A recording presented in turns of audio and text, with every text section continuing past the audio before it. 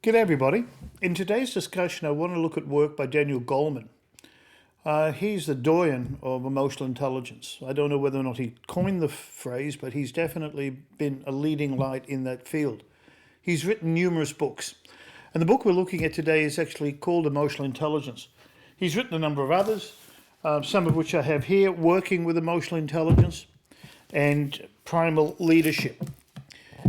Well, for the sake of the conversation today, I'm going to focus on the first book that he wrote, as I understand it. What is emotional intelligence?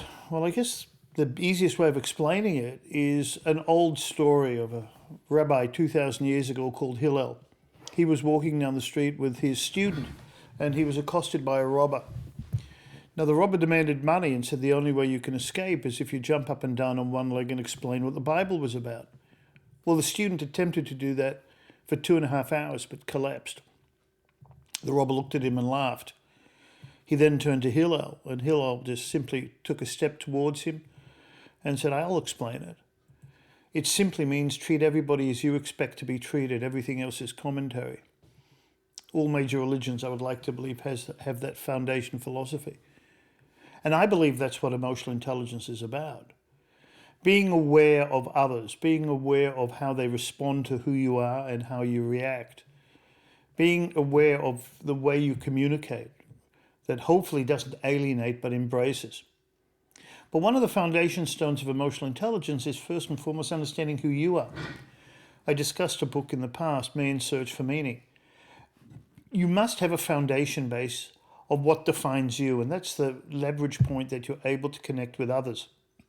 It also means, ideally, you have the empathy and the social awareness and social capital to be able to relate to others in a way they feel comfortable with. Emotional intelligence is one of the critical factors in effective leadership. In the past, we've looked at IQ. IQ is important. Cognitive ability to develop and explore certain activities. But emotional intelligence is the capacity to work with people and engage with them in a way they feel comfortable and empowered. In a previous book, again, Howard Gardner's work on 5 Minds for the Future, the idea of developing a synergy, a capacity for individuals to work in concert with each other, is a really, really important variable that needs to be considered.